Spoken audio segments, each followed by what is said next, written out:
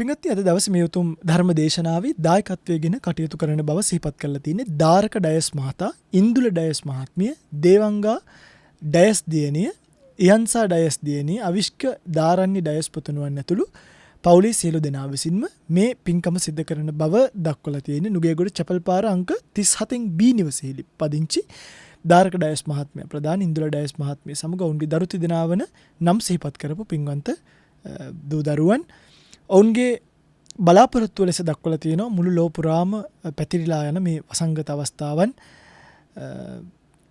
ඒ වගේම විවිධ කලබල බාධක මේ සියලුම දේවල් ඇතුලේ මේ දේශනාවේ දායකත්වයෙන් කටයුතු කිරීමට ඔවුන් කටයුතු කරලා තියෙන පරමාර්ථය කරලා තියෙන ධර්ම දානයක් සිදු කිරීම මගින් ලැබෙනා වූ මහා කුසලානිසංස බලය විශේෂයෙන් මෙම දෙපාර්ශවයේම මියගිය ඥාතීන් ඉන්නවා නම් ඒ මියගිය ඥාතීන්ට පින් අනුමෝදන් වීමටත් ඒ වගේම දෙපාර්ශවයෙන් මව්පියන් දෙපළවන නීල් ඩයස් මහත්මයා, චින්තා ඩයස් මහත්මිය, බන්දුල රණසිංහ මහත්මයා සහ ඉන්දි රණසිංහ මහත්මිය ඇතුළු පවුලේ සියලු දෙනාට චතුරාර්ය සත්‍ය ධර්මය අවබෝධ වීමටත් ඒ වගේම පින්වත් ලොකු ස්වාමීන් වහන්සේ ඇතුළු සියලුම ස්වාමීන් වහන්සේලාට මේ උතුම් කුසල කර්මී බලයෙන් උතුම් ධර්මය අවබෝධ වීම පිණිසත් තව තවත් කල්යාණ මිත්‍ර සේවනය ලැබීම පිණිසත් මේ උතුම් කුසල කර්මය සිද්ධ කරන බව දක්වලා තියෙනවා. ඔවුන්ගේ ප්‍රාර්ථනාව න්‍යාකාරයෙන්ම සිද්ධ වේවා කියන ප්‍රාර්ථනාව හිත තබාගෙන අපි ධර්ම දේශනාව සඳහා යොමු වෙමු.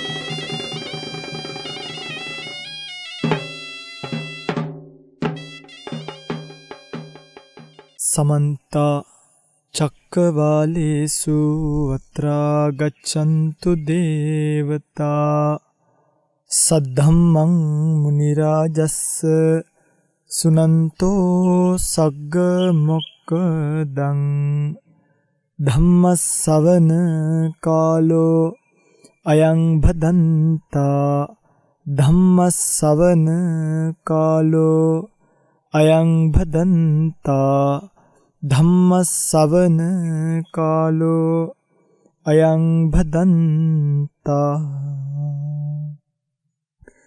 නමෝ තස්ස භගවතෝ අරහතෝ සම්මා සම්බුද්දස්ස නමෝ තස්ස භගවතෝ අරහතෝ සම්මා සම්බුද්දස්ස නමෝ තස්ස භගවතෝ අරහතෝ සම්මා සම්බුද්දස්ස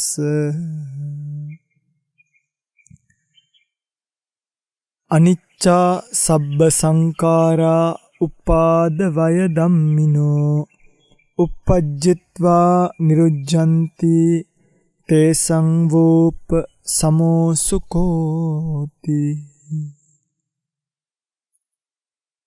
සද්ධර්ම ශ්‍රවණාබිලාෂී ගුණබර වාසනාවන්ත පින්වත්නි, භාග්‍යවත් බුදුරජාණන් වහන්සේ නමක් ලෝකයට පහළ වෙලා මේ ලෝක සත්වයා කෙරෙහි කරුණාවෙන් ලෝකයට ධර්ම දේශනා කරලා තියෙන කාලයක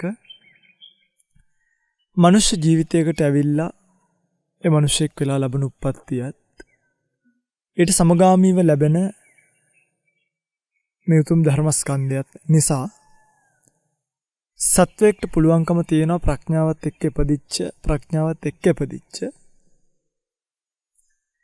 මේ ලෝක ධර්මතාවයේ තේරුම් අරගෙන නැවත නැවත සංසාරේ ඉපදිපදී මෙරි යන අහුවෙන්නේ නැති කෙලවරක් ඇති එළියට පැනගන්නේ කොහොමද කියලා හිතාගන්න බැරි සංසාර චක්‍රයෙන් එළියට පයින්න. මේ සංසාරික චක්‍රයෙන් එළියට පයින්න හැමෝටම පුළුවන් කමක් ලැබෙන්නේ නැහැ පින්නත්. ඒකත් මතක තියාගන්න. ඒ කියන්නේ දැන් ඔබට හිතෙයි බුදුරජාණන් වහන්සේගේ ධර්මය මේ ඇයි මනුෂ්‍යයන්ට විතරක් එක්තරා ආකාරයකට අවබෝධ කරගන්න පුළුවන් කියලා. පින්නත් දැන් ඒකට හේතුව තමයි මිනිස්සෙක්ට පුළුවන්කම තියෙනවනේ මේ මානසිකාරය කියන කතාව තියෙනවනේ මිනිස්සෙක් ගාව. දැන් අපි ගත්තොත් එහෙම තිරිසන් සතෙක්ගේ කනට කරලා කොච්චර කිව්වත් සත්තු මරන්න එපා කියලා ඒ පූසෙක්ට බල්ලෙක්ට කවදාවත් අපිට ප්‍රාණඝාතයෙන් වෙන්න උගන්වන්න බෑ. සමහර දැන් අපි දන්න ආරණ්‍ය සේනාසනේ බල්ලෝ ඉන්නවා, පූසෝ ඉන්නවනේ. අපි ඒගොල්ලෝ අපේ බණත් අහනවා හිටපු ගම. බණ ඇහුවට එපා කිව්වට තේරෙන්නේ. ඒ තමයි බල්ලොන්ගේ පූසොන්ගේ හැටි. දැන් මනුෂ්‍ය වේසින් වුණත් ඒ වගේ අය ඉන්නත් පුළුවන් නේ. කොච්චර කිව්වත් තේරෙන්නේ නැති. එමින්නත් පුළුවන්.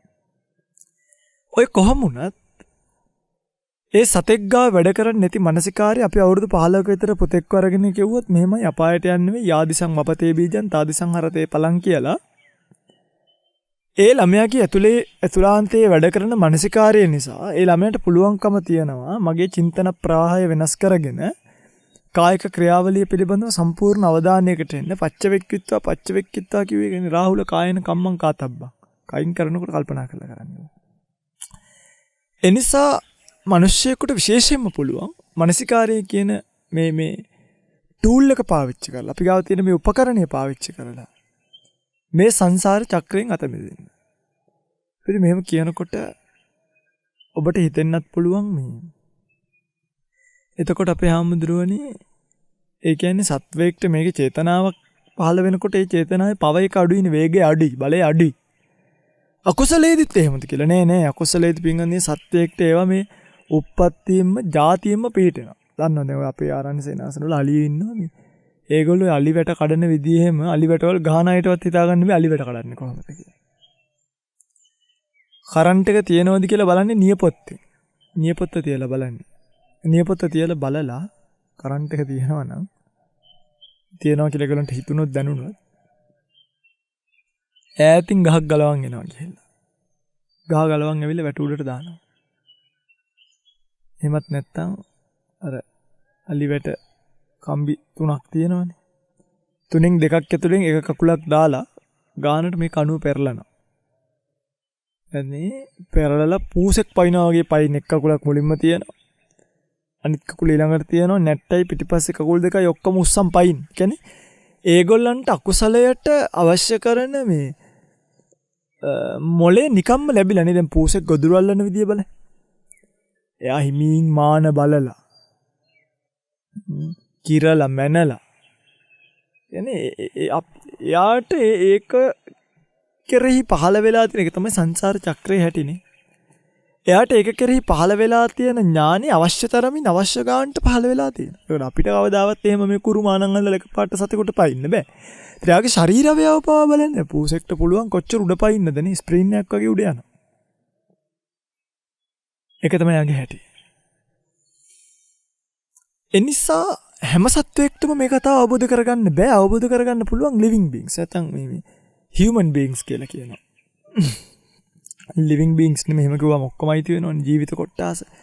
මේ සත්පුද්ගල භාවයක් පනවා ගන්න මනුෂ්‍ය ලෝකේ සම්මුති වශයෙන්. මනුෂ්‍ය ලෝකයේ මනුෂ්‍යෙක් වෙලා මේක අවබෝධ කරගන්න පුළුවන්. ඒකේ ධර්මයේ සඳහන් වෙන ওই බහුධාතුක සූත්‍ර ටීකාවල අට කතාවල මේ අනන්ත අප්‍රමාණ සක්වලවල් ඇතුලේ මේ මගුල් සක්වලේ විතරයි මනුෂ්‍යයන්ට ධර්ම අවබෝධය කරන්නත් පුළුවන්. සෙසු දසදහසක් සක්වලවලදී ධර්ම අවබෝධය වෙන්නේ දෙවියන්ට විතරයි. අනිත් කිසිම ලෝකයක දසදහසක් සක්වලින් එහාට කිසිම ලෝකයක දෙවියෙක් ධර්ම අවබෝධය කරන්නේත් නැහැ. මේ සක්වලින් එහාට කිසිම මිනිසෙක් ධර්ම අවබෝධය කරන්නේත් නැහැ. දැන් බුදුවරු පහළ වෙන්නේ මේ මංගල චක්කවාලේ නැත්තම් මේ අපි පය ගහලා ඉන්න සක්වලේ විතරයි. එනිසා තමයි එක්තරා විදියකට ඉන්ද්‍රිය සමතාවය නේ. අපි හැමතිස්සෙම ශ්‍රද්ධාවයි ප්‍රඥාවයි එක ගාන තියන් ඉන්නෝනේ. ඒක ගාන නැත්තම් පින්ගන්නේ දැන් ඇත්තටම මේ බුදුරජාණන් වහන්සේගේ ධර්මයේ හරි පුදුම ධර්මයක් නේ. මේක කියාගෙන ඉන්නම් මේ උන්වහන්සේගේ ධර්මයට සීමා නැහැ.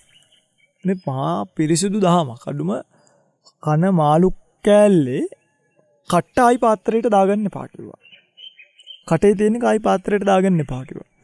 ඒ වගේ හරි මේ අපි ඔකට කියන්නේ අර හරි රොයලිටි, හරි රාජකීයයි, හරි මේ හරි පිළිවෙලයි. හමුදාවට කෙනෙක් ගියාම එයා කොයි තරහතරම වුණත් සල්ලි ඇති වේවා නැති වේවා එයා උදේට එයාගේ PT කිට් එකෙන් කැමරට යන්න ඕනේ. ඒක තමයි හැටි. දවල්ට යුනිෆෝම් යන්න ඕනේ අනිවාර්ය.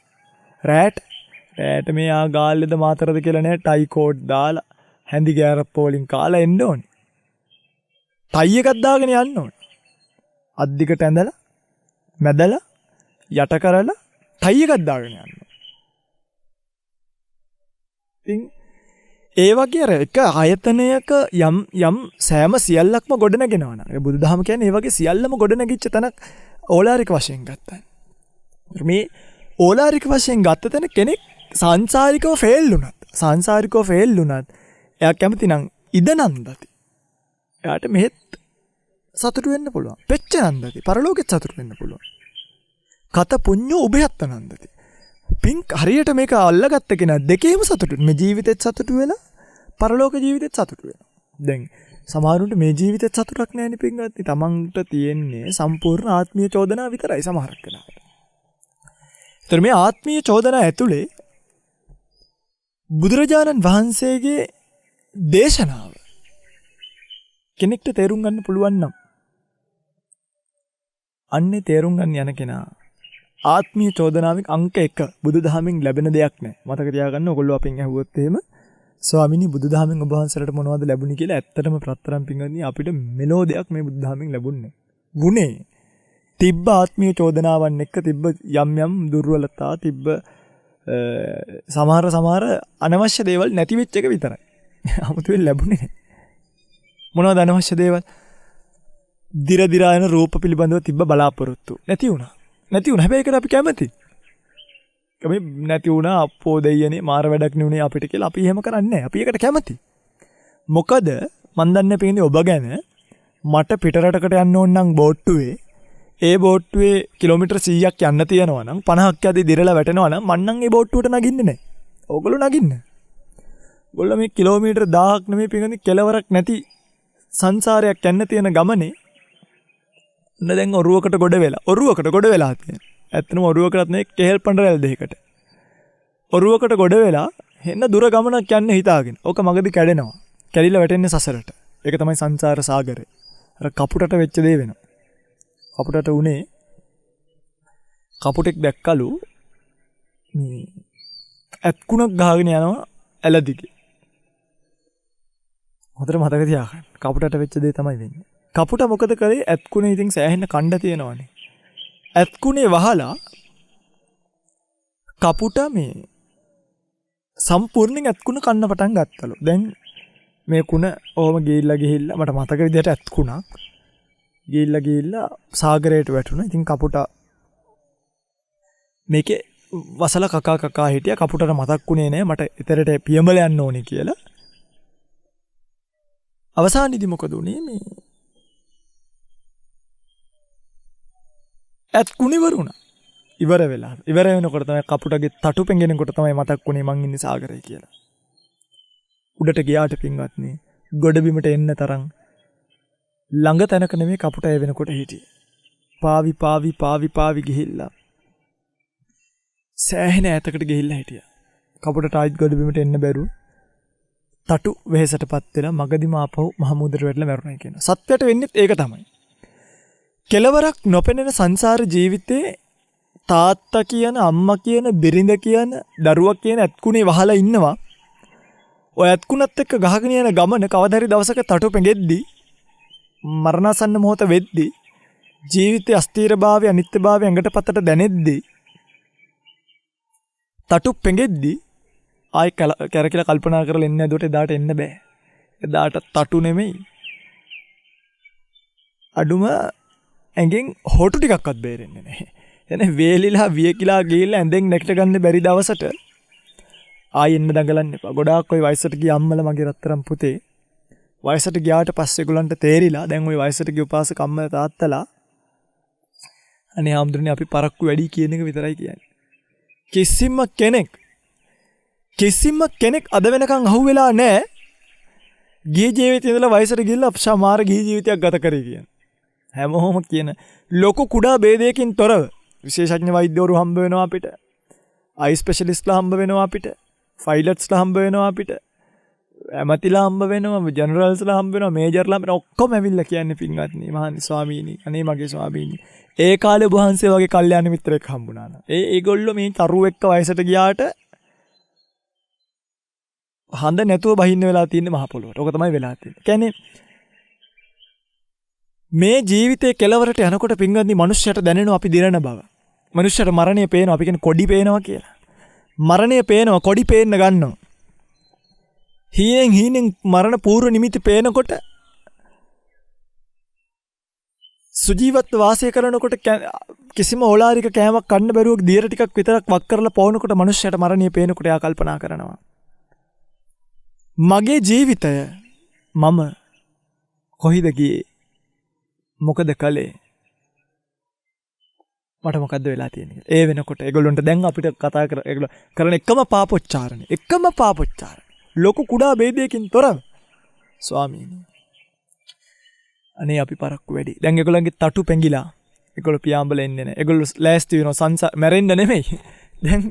දැන් ඒගොල්ලෝ මැරෙන්න ලෑස්ති වෙනවා. හරිද පින්වත්නි? දැන් මැරෙන එක කොහොමත් මැරෙනවා. දැන් ලෑස්ති වුණත් නැත. ඕගොල්ලෝ ලෑස්ති වෙන්න ගොහරතර භයානක සසරෙන් මිදෙන්න. මේ මට ඇවිල්ලා උපාසකම්මල කියනවා අනේ හාමුදුරනේ අපි නම් මැරෙන්න ලෑස්ති ඕන වෙලාවක ඔක්කොම අතෑරලා. ඕගොල්ලෝ ලෑස්ති වුණත් නැතත් ඕගොල්ලෝ මැරෙනවා. ඒකට ඕගලන්ගේ මේ ලෑස්ති වීමක් ඕනේ නෑ මරණයට. ඕගොල්ලෝ බලල්ලු වගේ මාරේ ඇදගෙන යනවාමයි පින්වත්නි. එනිසා ඔබේ ලෑස්තිභාවයක් මරණයට එහෙම ලොකු එකක් නෑ. සැබවින්ම ඔබ ලෑස්ති විය යුත්තේ මැරෙන්න නෙමෙයි. ඔබ ලෑස්ති වෙනවා නම් ලෑස්ති වෙන්න. මේ සංසාර චක්‍රයෙන් සදාහට මිදෙන්න. ඔබ ලෑස්ති වුණත් නැතත් මං කියන අපරාධේ මැරෙන්න ලෑස්ති වෙන්න. කොහොමත් මැරෙනවනේ පින්වත්. දැන් එතකොට ඕගොල්ලෝ නෙගටිව් නැද්ද? ඕගොල්ලෝ අපිට කියනවා මරණ සතිය දුන්නාම අප්පෝ හාමුදුරනේ එහෙන නෙගටිව් නේ කියලා. දැන් ඕගොල්ලෝ නෙගටිව් නැද්ද?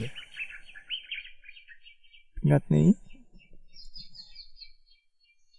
භික්ෂුව කියන්නේ මෝඩයෙක් නෙමෙයි. මතක තියාගන්න. භික්ෂුව මේ යන ගමන් පාරේදී සර්පෙක් දැක්කම කාපන් කියලා කකුල දාන්න යන්නේ. මරණ ඔය පිංගුතුලට මරණ සතිය දුන්නා. ඔය පිංගුතුල මේම ගිහලා හුඹත් අස්සට කකුල දානවා කාපන් අපි මැරෙන්න බය නැහැ කියලා. භික්ෂුව මෝඩයෙක්. භික්ෂුව කවදාවත් හුඹ උඩ භාවනා කරන්නේ නැහැ.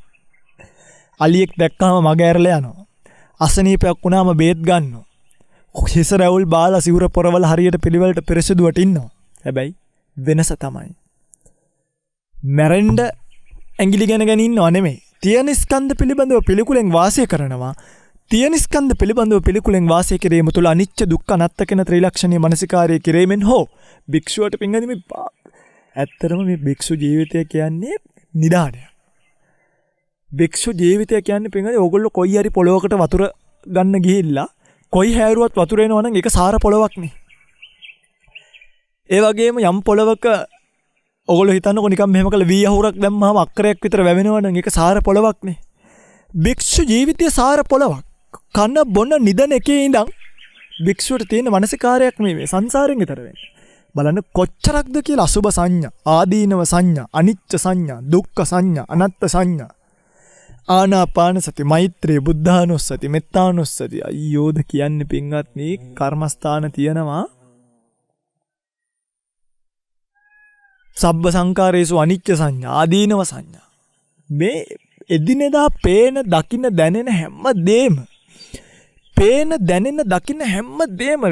කැත කුෂ්ඨ හැදිච්ච කෙනෙක් දැක්කත් බහු දුක්ඛෝකෝ අයං කායෝ බහු ආදීනව. අපිට ගැටෙන්න දෙයක් නෑ. අපි ඒක මානසිකාරය කරනවා.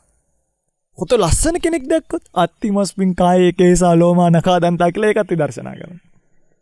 ලස්සන වේවා, කැත වේවා අපි ගාව ටූල්ස් තියෙනවා.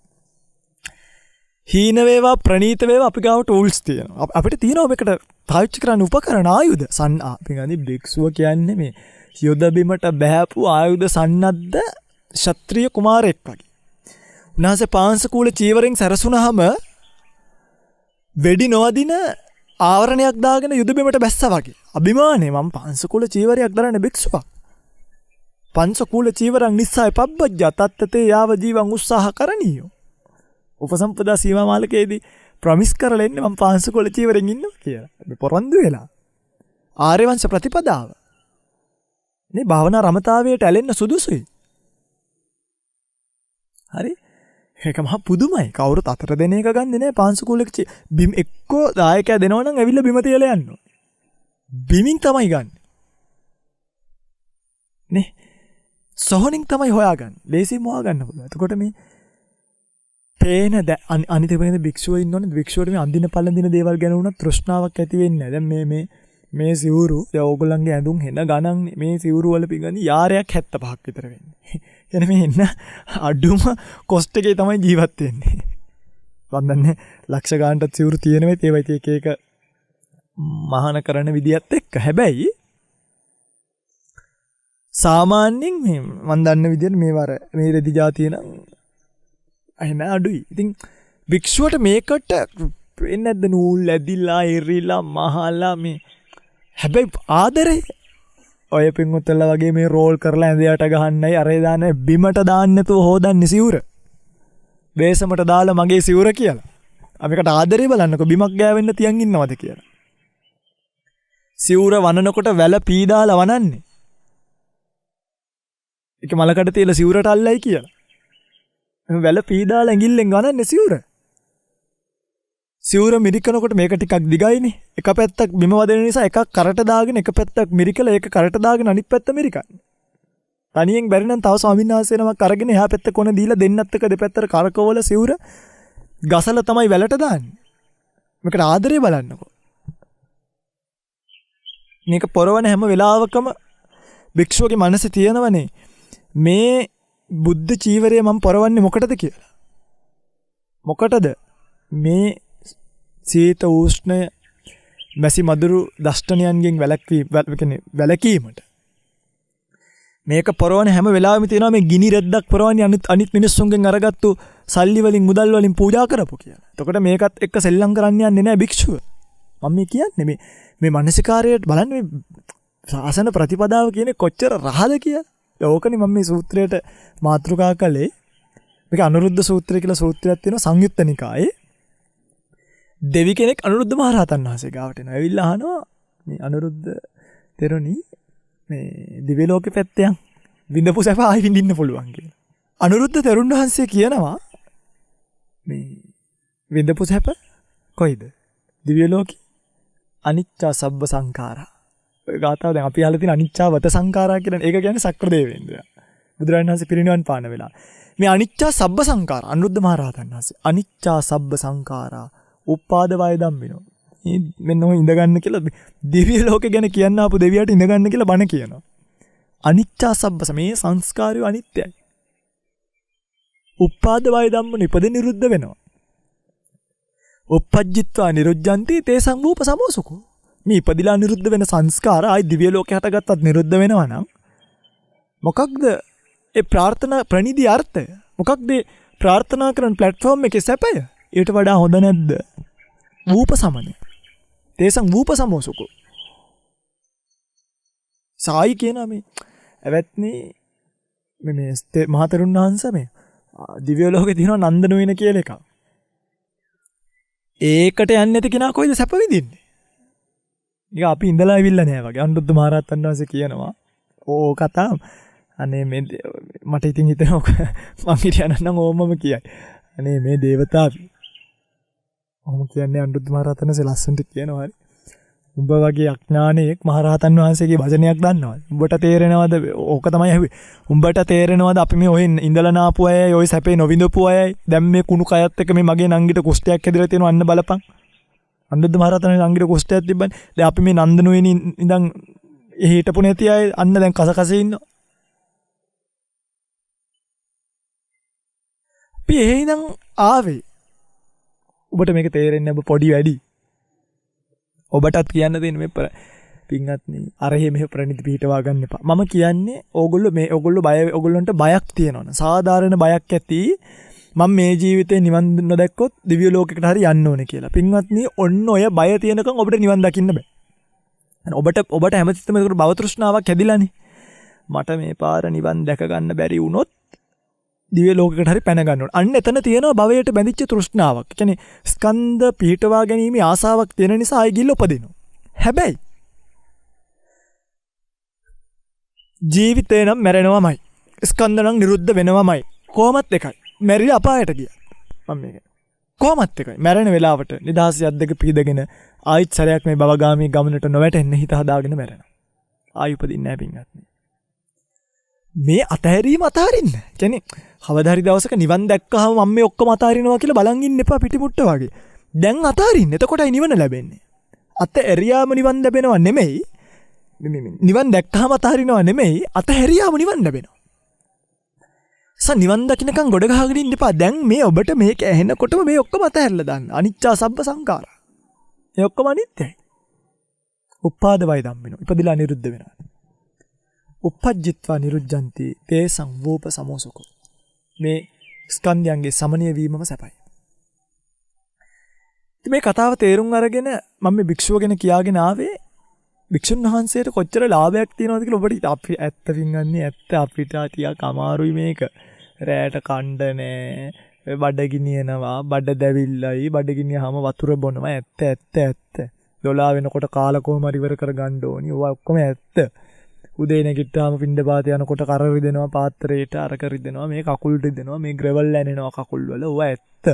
හැබැයි ඇනෙන ග්‍රෙවල් කැටයක් ගානේ ඇනෙන සෑම වේදනාවක්ම ඒ මොහොතේම නිරුද්ධ වෙලා යනවා කියලා දකින භික්ෂුවට කවුරු හරි බෙල්ල කපලා ගියත් ග්‍රෙවල් එකක් කරනවා වගේ තමයි. මේ වේදනාව නම් අනිත්‍යයි. මොකටද අඬන්නේ? ස්කන්ධයෝ නම් වේදනාවෙන් යුක්තයි. මොකටද වැළපෙන්නේ? බානක මානසිකාරී. ඒක දුකක් පීඩාවක් හැදුනාම සමහර කෙන්දිරිත් ගෑවි යන්නේ. ඒ කියන්නේ අමාරු වෙයි. මේ මුලා නම් වෙන්නේ. ඒක අමාරු වෙනවා කියන්නේ එකක්, මුලා වෙනවා කියන්නේ එකක්. ස්කන්ධත් එක්ක ලේසි නෑ නේද? බුදුරජාණන් වහන්සේත් කියනවා නේද ආනන්ද මට නිකන් මේ කලන්තේ වගේ කියලා. අන්න මට මේ වේදනාවක් තියෙනවා කියලා බුදුරජාණන් වහන්සේ කියනවා. දේශනා කරනවා ආනන්ද සසට සිහිපත් කරනවා. එතකොට ඒ වේදනාව ආවට කිසිම වෙලාවක වේදනාව ආත්මීය වශයෙන් කියන්නේ නිත්‍ය වශයෙන් ගන්නෑ නෙමෙයි පින්වත්නි ගන්නේ. මොකද හැම කිසිම වේදනාවක් ওই නාම රූප දෙක ගැන ඉගෙන ගත්තාම ඕගලන්ට වගේ භයානක රාත්‍රීන් නෙමෙයි භික්ෂුවට තියෙන්නේ. බද්ධේක රත්ත. භද්‍ර ඒක රත්ත. සොඳුරු රැයක් ඇති භික්ෂුන්. භද්‍ර කියන්නේ සොඳුරු. ඒක රත්ත කියන්නේ එක රැයක්.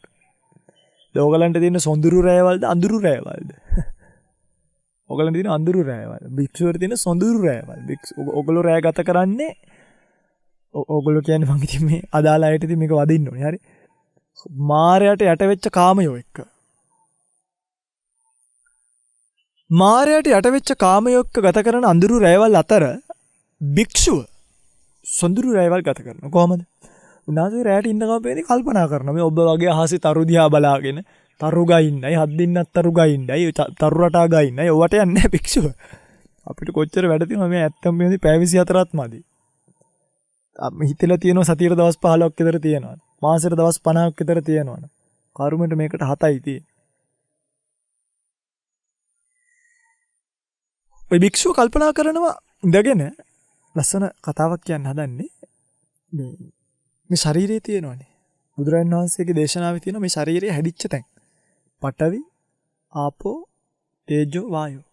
එන සතර මහා භූතයන් එකතු වෙලා එවත් එක්ක තියෙන වන්න ගන්ධ රස ඕජා කියන සුද්දාෂ්ටකයයි උපරිම තේරසක වෙනකම්ම රූප කලාප ගිහිල්ලා ඒ තේරසක රූප කලාපත් එක්ක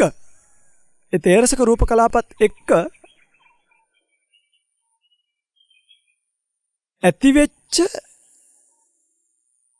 රූපකයක් තමයි සුද්දාෂ්ටකින තේරසක වෙනකන් තියෙන ඇතිවෙච්ච රූප කලාප තමයි මේ ශරීරය හැදිලා තියෙන්නේ. එතකොට බුදුරජාණන් වහන්සේ සිහිපත් කළ මේ බුදුරජාණන් සිහිපත් කරපු මේ රූපය හැදිලා තියෙන මූලික ද්‍රව්‍ය පඨවි ආපෝ තේජෝ වායෝ කියන ඒ වගේ තමයි මේ සම්පූර්ණ ලෝකෙම හැදිලා තියෙන්නේ. අපි හිතමුකෝ හරි ඕගලන්ට මේක නිකන් හිතන්න අමාරුයි වගේ නම් නිකන් විද්‍යාඥයෝ කියපේවම හිතන්නකෝ පරමාණු කියලා. නිකන් මම මේ කියන්නේ.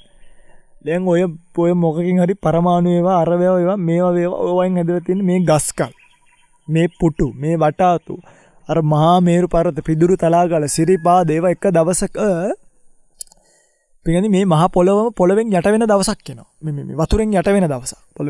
පොළව වතුරෙන් යට වෙන දවසක්. මේ මහා පොළව වතුරෙන් යට වෙන දවස එනකොට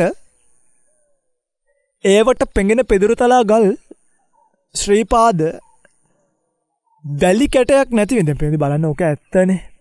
ඕක කොච්චර ඇත්තද කියනවා නම් අපි නිකන් ඔගොල්ලෝ හිතන්න ගඩොල් කැටයක්. ගඩොලක් සාමාන්‍යයෙන් තදයිනේ. ගඩොලක් පෙඟෙන්න දාන්න. පෙඟිච්ච බිස්කට් එකක් වගේ වෙනවා.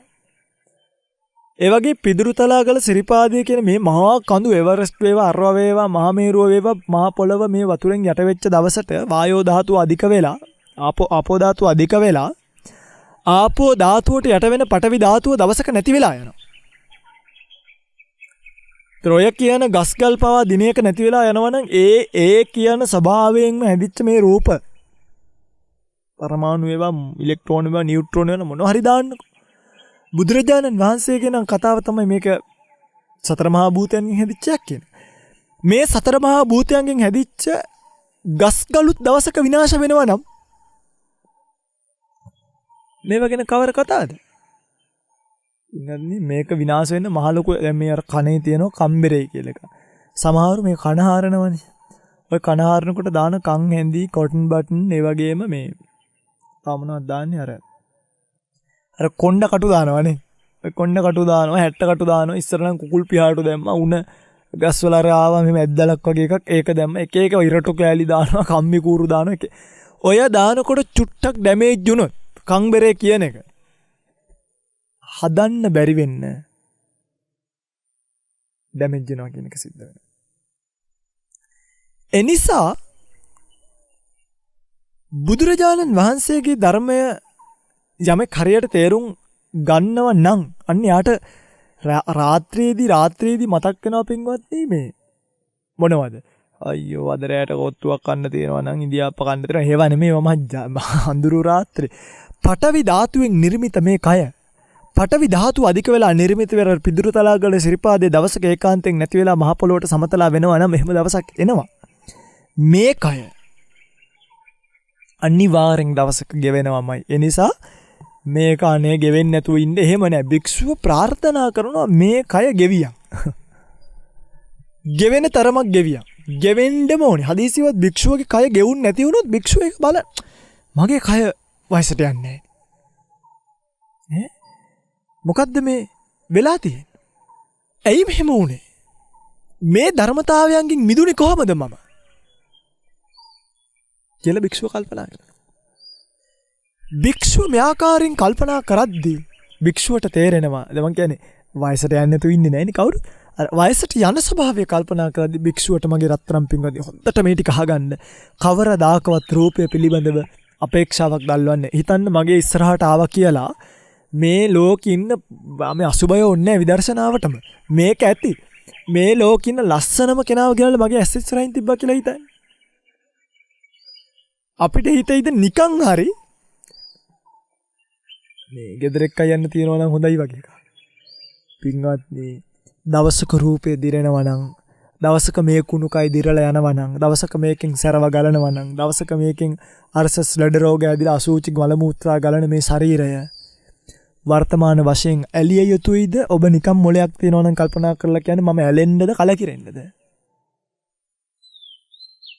නිකම් ඔළුවෙන් මම මේ දිරදිරා යන ස්කන්ධ වලින් යුක්ත දිරදිරා යන පඨවි ආපෝ තේජෝ වායෝ කියන සතර මහා භූතයන්ගෙන් ඇදිච්ච රූප කලාප ඔබේ දුව වේවා පුතා වේවා නැන්ද වේවා මේ රූපයට ඇලෙන්නද කලකිරෙන්නද?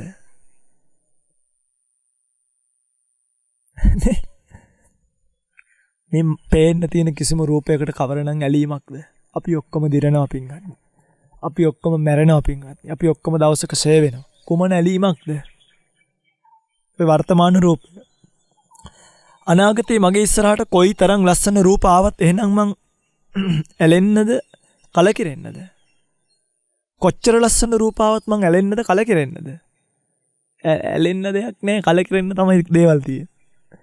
ඇයි මංට මේ පේන රූප ටික දිරනවා නම් මේ ගස් දිරලා දවසක වැටෙනවා නම් මේ ස්ටෑන්ඩ්ස් ගෙවිලා යනවා නම් මේ මයික් කැඩෙනවා නම් දවසක කොච්චර ක්වොලිටි උන මේවා කැඩෙනවා නම් මේ වටාතු ටික දවසක් යනකොට එන බුරුල් වෙලා හෙල්ලෙනවා නම් මට මේ පේන්න තියෙන රූප දිරලා යනවා නම් මම කොමන රූපේ වර්තමානයේ ඇලෙන්නද? හොඳයි මේ වටාත්ත පැත්තගෙන හෙට මං අලුත් වටාත්තක් ගෙනවා. ඒක දිරන්නෙත් නැද්ද? ඒකත් දිරනවා. එතකොට අනාගත වශයෙන් මං ගාව තියෙන මට ප්‍රාර්ථනා ඇති වෙන යමක් තියෙනවා නම් ඒවත් දැම්මම දැන් ඇලෙන්නද නවතින්නද කලකිරලා අතහරින්නද? ඇයි වහනුනේ කියලාත් අහනවා. මේවා දැකලා සනීප නැතු වෙන්න ඕනේ ඉතින් ගෙදර ඉන්න. සමහරවනේ ඇයි මහනුනේ කියලා. දැයි දෙයියාමුදුරනේ මේ දිරදිරා යන රූපත් එක්ක කසාද බඳින්නද කියන්නේ?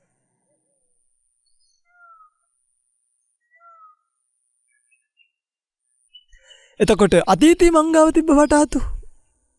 ඒවා ගැන කවර මට පින්නදි මම මොනාහරි වටාත්තකට මම මොනාහරි දෙයකට අතීතේ ආස කරා නම් ඇලුම් කරා නම් අහවල් රූපය එහෙම තියෙනවනේ අපිට එක එක කාලෙට ජීවිතේ වලට එන රූප අරව මේවා අරක හොඳයි මේක හොඳයි මේක ලස්සනයි ඒක ගුණවන්තයි අරක උසයි මේක සුදුයි අරක කළුයි මේක කොටයි කියලා ඒ කිසිම එකක් නැහැ.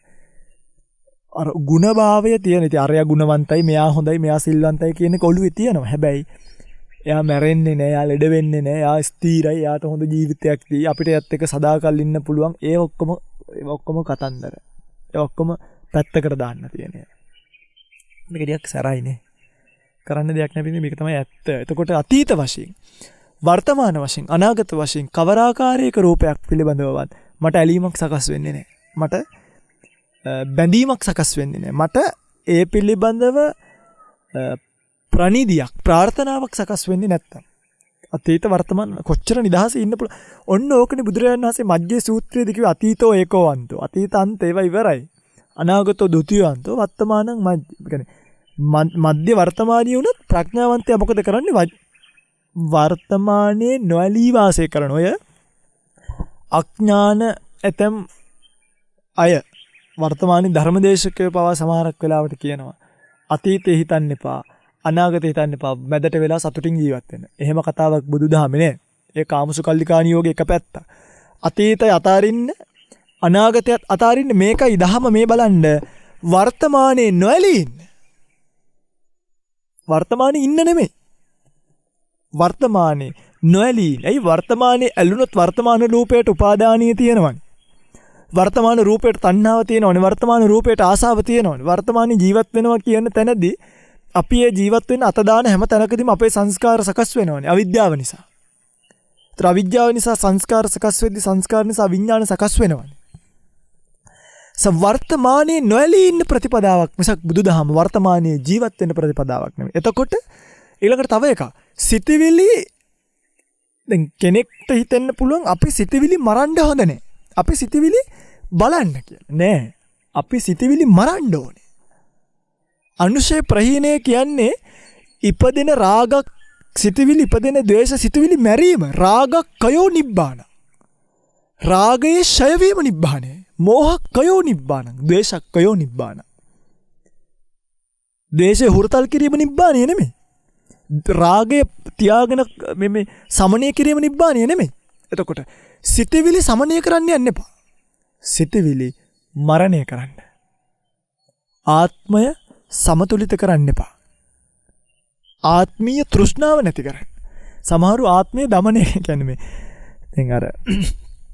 මේ ආත්මභාවය සමනය කරන්න දුවන. මේ හරි ගැඹුරු කාරණා. හැබැයි ආත්මය සමනය කරන්න නෙමෙයි බුදුදහම තියෙන්නේ. ආත්මය කියන සංකල්පයම නැති කරන්න. එතකොට සමනය කරන්න ආත්මයක් නැහැ. පොරකෑමක් නැහැ. ඔට්ටුවීමක් නැහැ. ඔන්න රූපය පිළිබඳව තුන් ආකාරයකින් හිතනවා. ඊළඟට තව ওই චූටි කොයි හරි ඉතුරු වෙලා තියෙනවනේ. තව ගන්නවා මේක. හීන ප්‍රනීත. ප්‍රනීත රූප මං කැමති රූප ලස්සනයි සුවයි සුන්දරයි මధుරයි කියලා ගොඩ ගහපු සෙට් එකක් තියෙනවා. හොඳයි කළුයි කැතයි අරකයි මේකයි හොඳ නැහැ කියලා ගොඩ ගහපු සෙට් එකක් තියෙනවා. ප්‍රනීත රූප ටික අරගෙන බලන්න මා විසින් මේ දිරදිරා යන රූපවල ප්‍රනීත භාවයක් නම් බෙදාගත යුතුද? කවර ප්‍රනීත භාවයක්ද දිරදිරා යනවනම් ඒවා පිළිබඳව ඒවා ළඟ නවතින්නද කලකිරෙන්නද? ඔබ කල්පනා කරන්න. මං ඒව ළඟ නවතින්නද මං ඒවට කලකිරෙන්නද? මං ඒවට කලකිරෙන්න ඕනි පින්වත්නි. මං ඒවට කලකිරෙන්න ඕනි පින්වත්නි. මොන නැවතිල්ලක්ද? ඉවේ කෝණු ආසෝ කිමා නන්දෝ නිච්ඡං පජ්ජලිතේ සති. මොන හිනාවක්ද? මොන සතුටක්ද? නිතර ගිනිගෙන දැවෙන කල. අන්ධකාරයෙන් ඕනක්ද මේ අඳුරෙන් සංස්කාර අඳුරෙන් වෙලිලා ඉන්න ඔබ පදීපංන ගවෙස්සත. පහනක් හොයාගන්නේ නැද්ද? එහෙම පහනක් හම්බ වෙච්ච දවසට නේද අපිට කියන්න පුළුවන් ආලෝක උදපාදි කියලා. නැතුව මේ ධම්සක් පැවතුම් සූත්‍රය දිගේ අරගෙන ආලෝක උදපාදි කියලා මට අර ඊයර ඇහුණා. කවුරු හරි පූජාවක් තියෙනවා. ඒක පූජාවක් නෙවෙයි මර ලතෝනියක් වගේ එකක්. පින්වත්නි මුළු ගම්මානේ හරියට නියම් බුදුරජාණන් වහන්සේ ගිලම්පස නොවලඳයි වගේ. කියන්නේ මේ පූජාවක් තියෙනවා කියන්නේ මයික්යක් ඉස්සරහට ගිහලා මරලතෝනි දෙන එකට නෙමෙයි. ඒක හදවතින්ම තැම්පත් කරලා බුදුරජාණන් වහන්සේට ගාතකයේ වඳින්න ඕනිත් නැහැ. හොඳයි. තැම්පත් කරලා හදවතින් වැඳලා එනවා නම් මේක මගේ භාග්‍යතුන් වහන්සේට වෙන් කරපු කොටස කියලා. ඒ ඇති. ආය ඕකත් තියලා මරලතෝනි දෙන්න ඕනේ නැහැ ලවුඩ් ස්පීකර් දාගෙන බොන්න කියලා. මන් දන්නේ මගේ ගාන මේ. මගේ ගාන මේ. ඒක කොච්චර ගැළපෙනවද නැද්ද කියලා. කියන්නේ මෙහෙමයි.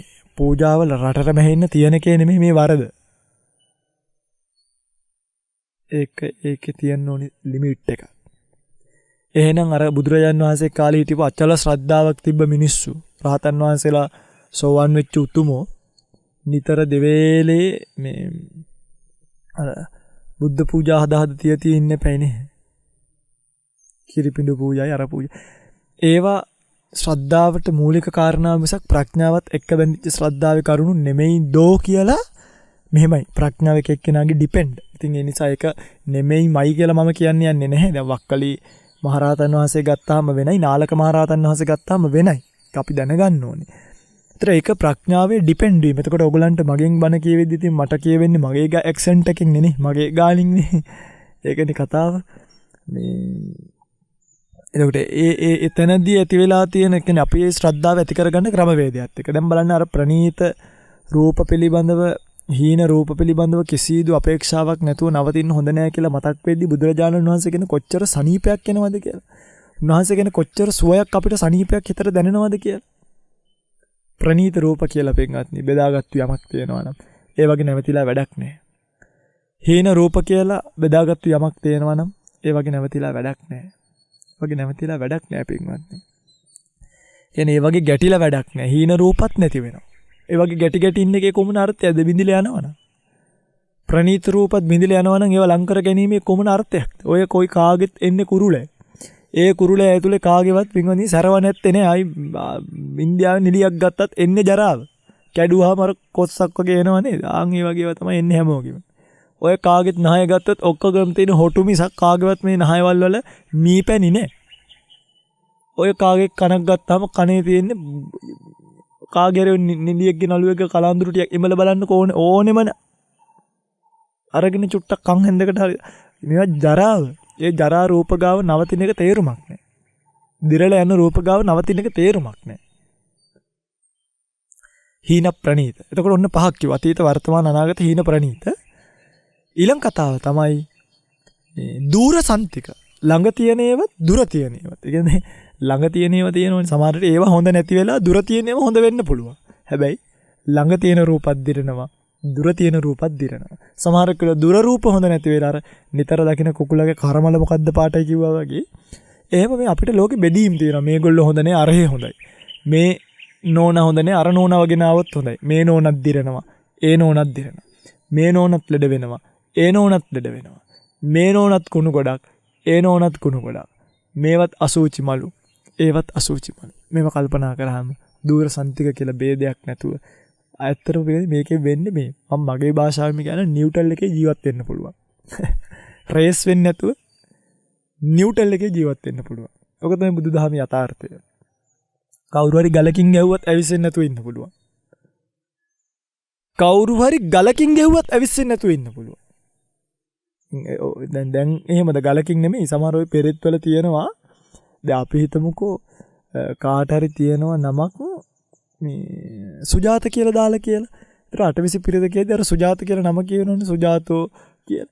මේ අරගොල්ලෝ හිතන්නේ මේ සුජාත මගේ නමක් තියෙනවා පිරිත් පොතේ.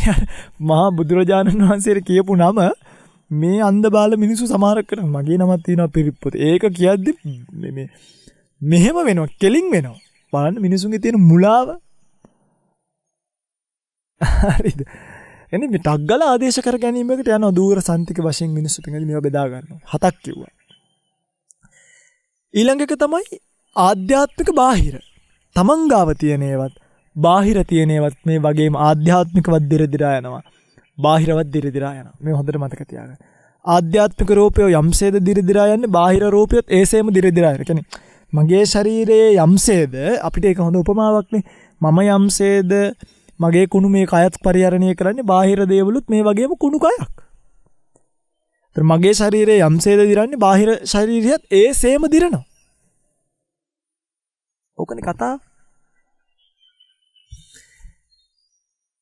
එතකොට බුදුරජාණන් වහන්සේ දේශනා කරපු මේ කතාව තේරුම් ගන්න භික්ෂුවට දැන් උන 9යිනේ තව දෙකක් තියෙනවා. ඒ තමයි සියුම් ඕලාරිකනේ. එතකොට 11 අතීත වර්තමාන අනාගත හීන ප්‍රනීත දූර සන්තික අජ්ජත් බාහිර සියුම් ඕලාරික. සියුම් ඕලාරික කියලා කියන්නේ අපිට පේන්න තියෙන මේ ඕලාරික රූපයත් අපිට නොපෙනෙන සියුම් රූපයත් මේ ඔක්කොම දිරදිරා යනවා.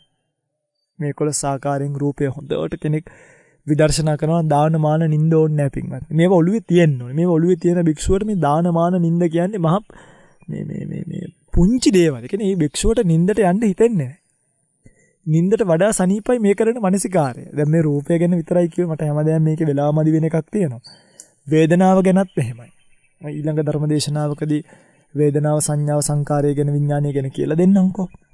මේ වේදනාව ගැන ගත්තත් ඔය ආකාරයෙන් 11 ආකාරයෙන් කල්පනා කරලා බලනවා. සංඥාව ගත්තත් ඔය ආකාරයෙන් 11 ආකාරයෙන් කල්පනා කරලා බලනවා. සංකාරය ගත්තත් අතීත සංස්කාර, වර්තමාන සංස්කාර, අනාගත සංස්කාර මේ ඔක්කොම නැති වෙලා යනවයි කියලා දකිනවා. විඥානීය ගත්තත් දැන් මේවා හැම පිළිගන්නේ අපිට අනිත් එක තමයි මේ අපේ ජීවිතේ වැඩිපුරම දුක උපද්දවන්නේ මෙන්න මේ කරුණු පහනේ රූප වේදනා සංඥා සංකාර විඥාන. අපිට බලන්න අපේ ජීවිතේ යම්කිසි දුකක් උපදිනවා නම් අවිගත තණ්හස්ස අවිගත ප්‍රේමස්ස ඔහම කියනවනේ මේ රූපය පිළිබඳව තියෙන තෘෂ්ණාව දුරු නොකරපු නිසා. වේදනාව පිළිබඳව තියෙන තෘෂ්ණාව දුරු නොකරපු නිසා. සංඥාව සංස්කාරයේ විඥානීය නිසා තමයි අපිට මේ ලෝකේ දුක උපදින්නේ. ඕක මං කියන විඥානීය නිසා දුක උපදින්නේ කොහොමද කියලා මේ බලන්න. විඥානීය කියන්නේ දැන ගැනීමනේ. විඥානාතිකෝ භික්කවේ විඥානං කියලා කියන. කියන්නේ දැන ගැනීම තමයි විඥානීය කියලා කියන්නේ. විඥානං. ඒ දැන ගැනීම දුකක් වෙන්නේ අපි හිතමුකෝ අපි යනවා අපේ දුවලක ගෙදර යනවා අම්මා කෙනෙක්. දුවට ඉන්නව පුංචි දුවෙක්. කියන්නේ ආච්චිගේ මිනිබිරි දැන් නේ.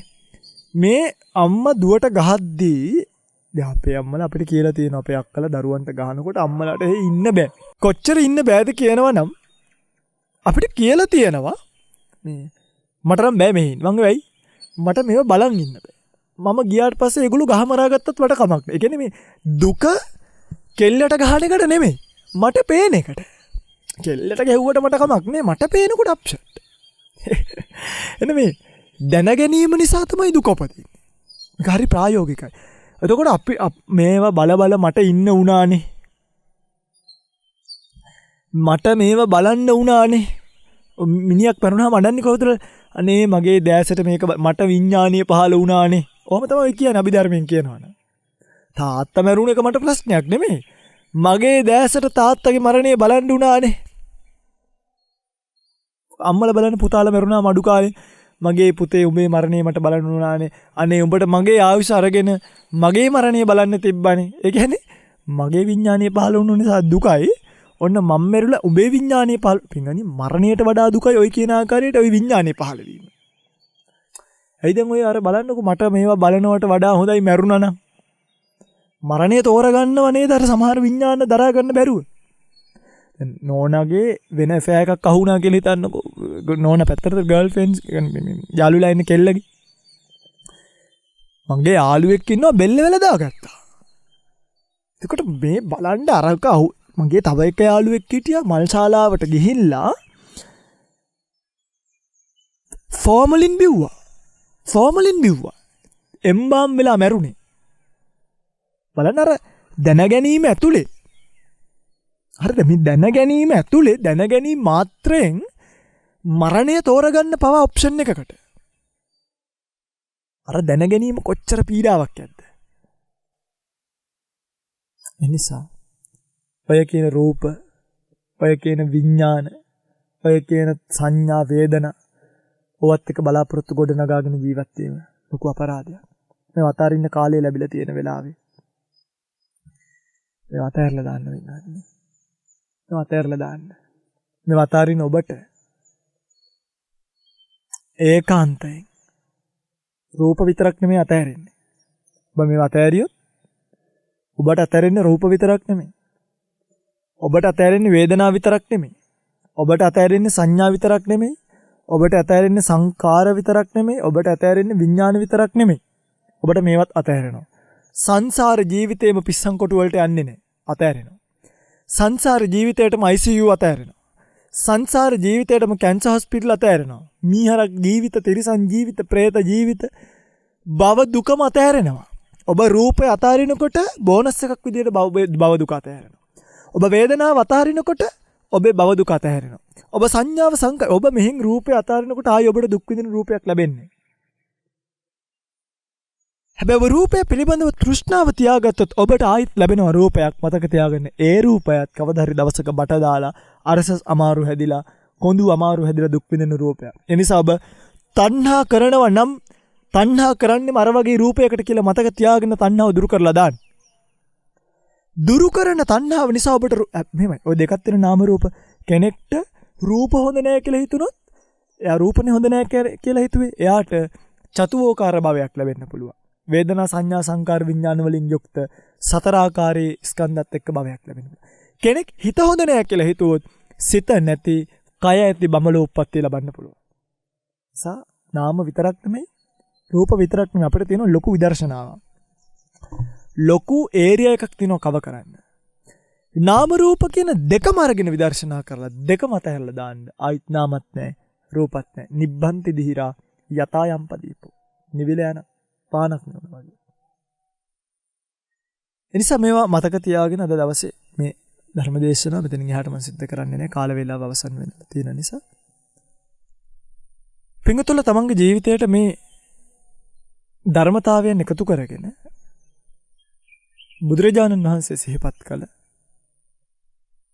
මේ අනිච්ච දුක්ඛ අනාත්ම කියන ලක්ෂණත්‍රය අසුබ දුක ආදී දේවල් නිත්‍ය නැති අනිත්‍ය ස්වභාවයෙන් යුක්ත සැප නැති දුක ස්වභාවයෙන් යුක්ත සරු නැති නිසර ස්වභාවයෙන් යුක්ත ස්කන්ධ පිළිබඳව කල්පනා කරලා ස්කන්ධ පිළිබඳව මනසිකාරය කරලා මේ ගොහරතර භයානක සසරින් මිදී යන්නට කල්පනා කරගන්න. ඒ සඳහා ඔබට මේ උතුම් ධර්ම දේශනාවෙන් රැස් වුණු කුසලය ධර්මඥානයත් ඒකාන්ත පාරමිතාක් වේවා කියලා කවුරුත් සාදු කියලා ප්‍රාර්ථනාවක් ඇති කරගන්න. දෙවියන්ට පින් අනුමෝදන් කරමින් ධර්ම දේශනාවේ කටයුතු අවසන් කරමු. ආකාසට්ටා ච භුම්මට්ටා දේවා නාග මහිද්దికා පුඤ්ඤන්තං අනුමෝදිත්වා චිරං රක්칸තු ශාසනං. ආකාසට්ටා ච භුම්මට්ටා දේවා නාග මහිද්దికා පුඤ්ඤන්තං අනුමෝදිත්වා චිරං රක්칸තු දේශනං. ආකාසට්ටා ච බුම්මට්ටා දේවා නාග මහිද්దికා පුඤ්ඤන්තං අනුමෝදිත්වා චිරං රක්칸තු මං පරන්ති. හැම දිනෙකටම සම්මා සම්බුදු සරණයි.